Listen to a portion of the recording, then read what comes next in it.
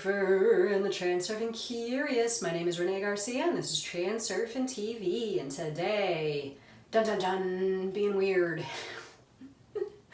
I have come to fully embrace my weirdness. And I have to say that I like really entertain myself by it. I used to be super hard on myself. Well, first of all, I was constantly putting energy into trying not to be weird, right? Because being weird was weird. And I was really overly concerned with what people thought about me. I remember I was at a trade show for my primary business once, and this guy says to me, "What's your deal?" And I was like, "What do you mean?" And he's like, "You're just so you're so hard to read, and I've never really understood what you're about." I knew the guy for a lot of years. And I realized looking back on that version of me during that time, I was very concerned with keeping any idiosyncrasies or unique characteristics contained, right? I didn't want to show anyone any part about me that I perceived to be odd, or maybe I viewed it as a weakness or something, right? So I was very cold. I was very cold, and I was very calculated in my approach to people, and I was constantly trying to refine myself in my mind to fit a mold. And what ended up happening was I lost my character. I had no character. I was a paper person, right? I was a paper person. I was a mannequin. I was a dull mannequin at that.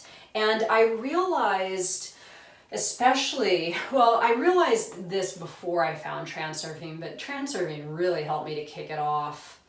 But before I found transurfing, I remember having this thought of why am I doing this? Why am I constantly trying to change who I am and refine myself, refine my nature, hold parts of myself back? And it probably took a year or two for me to start to merge over to this, truer version of me. But then I started showing up to the same trade shows, and I was like me, right? And people were confused. They were like, "What the hell's going on with Renee? All of a sudden she's got a personality? What the fuck?" So, and this was obvious in a lot of ways. I started dressing like myself. I started acting like myself. I didn't really care what other people thought anymore. I started to let all that stuff go. And sure enough, people's response to me was overwhelmingly positive. People wanted to have more to do with me. People wanted to invite me into their booths and do business with me. People wanted to take me out to dinner. People wanted to have fun with me because who I was at my core, even if it was a little bit weird, was like a super fun person, and people liked that energy. So I already had started to tap into this truer version of me before I found transurfing. But then when I found transurfing and I learned of all the reasons why it's valuable to not try to put yourself into a box, to tap into that soul frail, to not pay too much attention to perceived shortcomings or flaws. It highlights them, it makes them worse. People notice them a lot more. And, in shifting away from my perceived flaws or my idiosyncrasies or ways that I'm weird,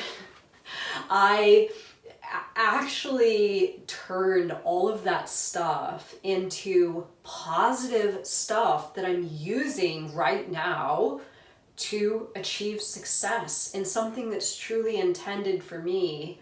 So I'm going to get into my little formula and some questions that you could ask yourself of how you could tap a little bit more into who you truly are today and let go of some ideas or perceptions about certain characteristics that you have that may not be helping you, right? And really letting go. I mean, transurfing is all about letting go, lowering all of those levels of importance. And this is really about lowering the levels of inner importance and the freedom and the access to different versions of reality that brings.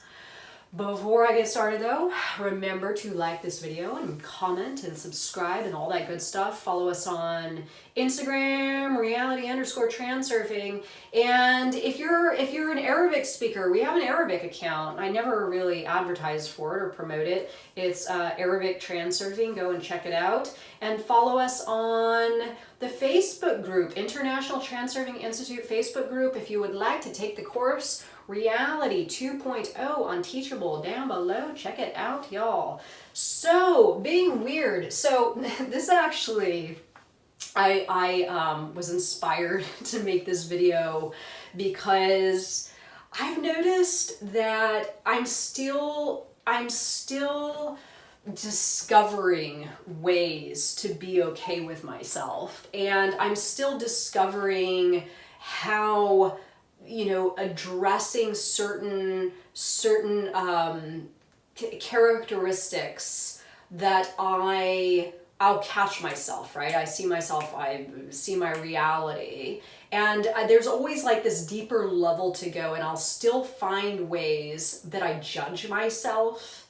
And I kind of view it as like a snag on my reality. So if I find this moment where I'm judging myself and I'm saying, God, why are you so weird, Renee? Or why do you say stuff like that? Or why do you respond like that? Then I know that that's a slight little shift over to another version of reality that's not as optimal as me catching myself. I see my reality, and I love that part about myself. And this happened to me the other day when I was out for my morning walk. Sometimes people stop and want to talk to me, and I can be a little bit socially awkward. I know people in my life would definitely consider me socially awkward. I know that you guys watching me, you at home, see a certain facet of me, something that I've really, tailored, like talking on camera. I've gotten good at it. So you'd say, well, how can somebody talk on camera that's super socially awkward? But I'm actually really, really socially awkward. And for a long time, I have been tremendously hard on myself for this. And I could conceal it really well. I got really good at being social. But again, the energetic loss there of going to a social event and having to maintain that persona without just letting myself go and letting myself be weird, letting myself be different, letting myself act the way that I want, talk the way that I want, whatever. So I've noticed that I do this a little bit I've been doing this on my walks, where somebody would come up to me and talk to me, and I would walk away and say, God, you're so fucking weird. Why you gotta act weird like that with people? Why you gotta act weird like that with people? And then I'd be mindlessly, now again, this is where I would wake up, I see my reality, I would be mindlessly hard on myself running this script in the background.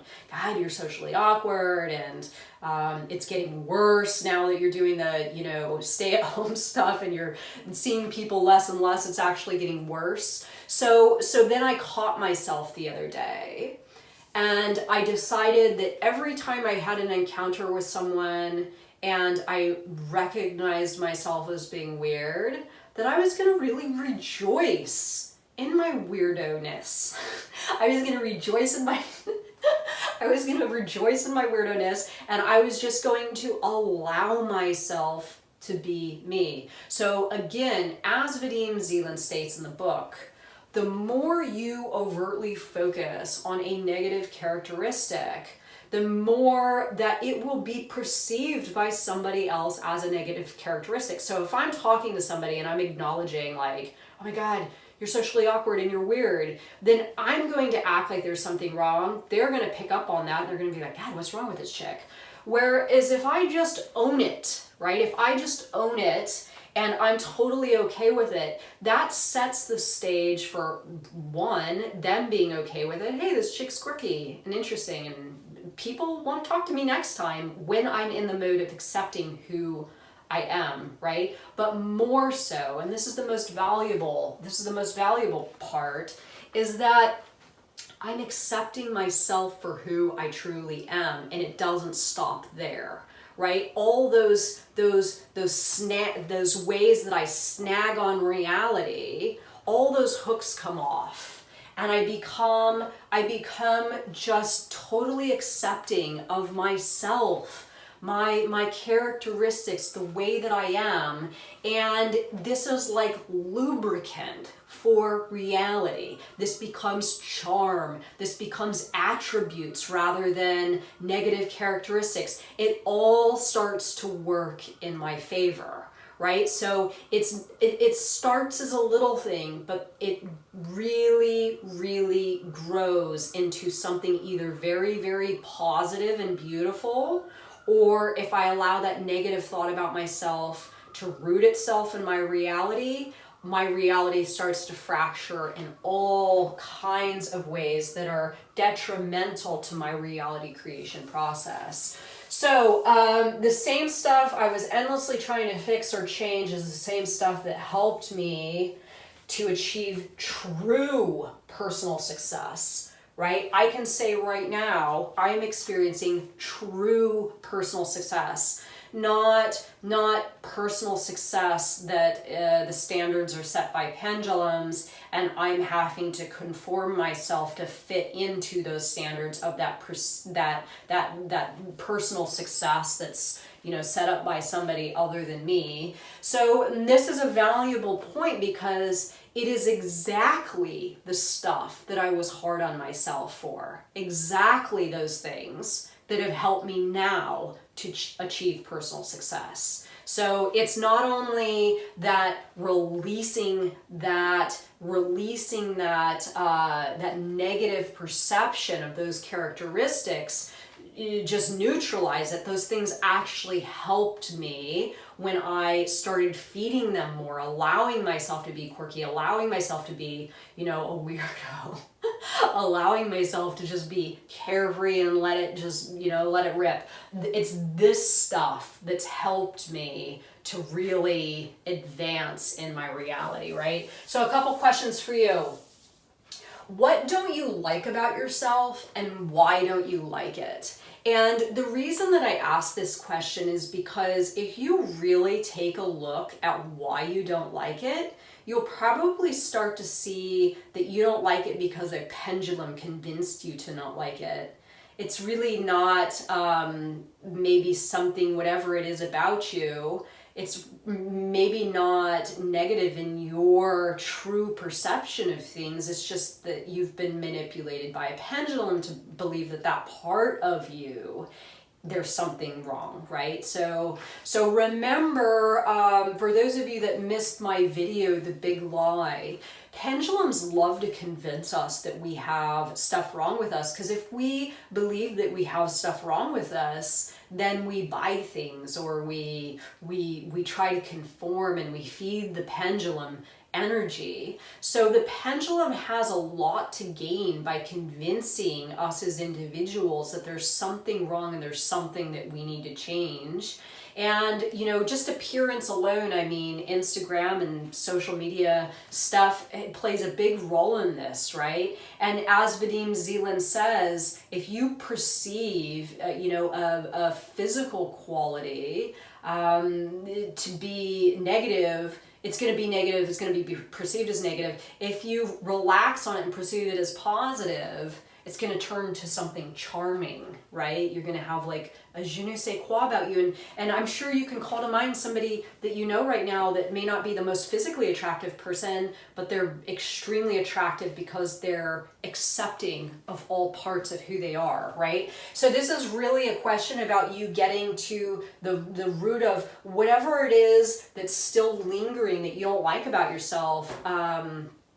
why? And a pendulum is most certainly behind that. And if you didn't catch that video, The Big Lie, it's a good one. I break it down exactly on that topic. So 2, can you let go and love everything today? This is a big one. This is really why I think a lot of people struggle with getting the love that they want in their lives, is they are snagged. So when I talk about snagging on your reality and viewing personal characteristics that you have, perceiving them as negative, this will snag you up in your reality, and the result of that is that you show your mirror that you don't love yourself, therefore you don't get love, right? So can you start to let go of whatever's snagging you in your reality and just really dive into the world of self-care and self-love and self-acceptance, no matter what it is, and try that method? And this is exactly what's happened for me, and I attribute this acceptance and self-love and self-care as my number one, this is how I'm getting so much in my life right now, is just by letting go and accepting myself, loving myself, and caring for myself, regardless of my quirks, regardless of my, once perceived negative characteristics. So can you let go and love everything today? Everything. 3, how have negative qualities held you back? This is a big one for me, and I've talked about this a lot with my evolution of doing these videos. For a long time, I was terrified to get in front of the camera. I can't do that, I'm awkward, I'm weird, I stutter, I mess up, and those thoughts, really identifying with those thoughts to the extent that they inhibited my action, it held me back from something that I was truly intended to do. And again, it was letting that stuff go, lowering the levels of importance of how I sounded on camera. Go back and look at some of my original videos, guys. It's very, very different than today. And I wouldn't have gotten this far if I hadn't just been okay with not being good on camera. I still got in front of the camera, and Abda Ghafoor remembers that whole process. I would message him midday and be like, dude, I can't get a video done. It's really hard and I don't know how to talk and I don't know what to do. But you know what? I still did it anyway. I stopped letting my perceptions of self, those negative perceptions, get in my way of taking action. So action will dissolve a lot of that stuff, but it's time to ask yourself now, how have negative qualities held you back? And how could you act out of them anyway? Right? And just ignore the fact. So if you think you're not good speaking on camera, who cares? Just get in front of the camera and turn it on, make a video, put it on YouTube, and I promise you, you will get over that idea at a certain point that you're bad on camera. You gotta just kind of roll through it, right? Just go right through it, but don't let it hold you back. 4, and this will be my final point before I wrap this video up. Whatever you perceive as negative about yourself, appearance, personal characteristics, whatever you perceive as negative about yourself, you can work on it to the best of your ability and start refining it, right? Letting go of importance, viewing it as charm, being okay with it, wrapping it in self-love and self-care, and just, accepting it, all that stuff. But if it's still there, and if you still are challenged to perceive it as positive, it doesn't make a difference about your progress. You can take all of that stuff with you, and this is again another big lie that we're told, is that we need to sort of resolve all those things so then we can start the path to success. But it's in just bringing that stuff along and going down that path regardless that all that stuff starts to get refined. So don't feel as though you need to work on yourself so you can get to a point where you can start taking steps towards that goal or down that path to success. Just take all that crap with you now and start doing it anyway. And as you do it, you'll see that all of that stuff just starts to dissolve.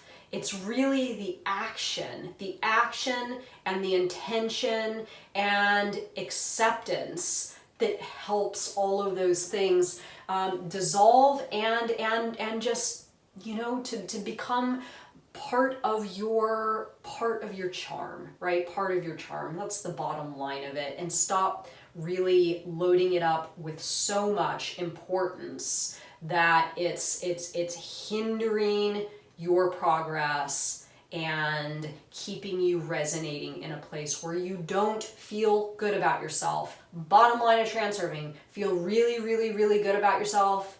Present that to the mirror, project that to the mirror, and reality opens up and gives you a bunch of the good stuff. So let me know what you think of this video, everybody. Being weird, are you weird? Are you not accepting of how weird you are? Could you accept it a little more? Could you amplify your weirdness? Have fun with it. Life is fun. Reality is fun. Life is to be enjoyed. Enjoy yourself in all your idiosyncrasies and weird little quirks. It's a good time, I promise you. Remember to like, comment, and subscribe. And thank you so much for watching. Bye, guys.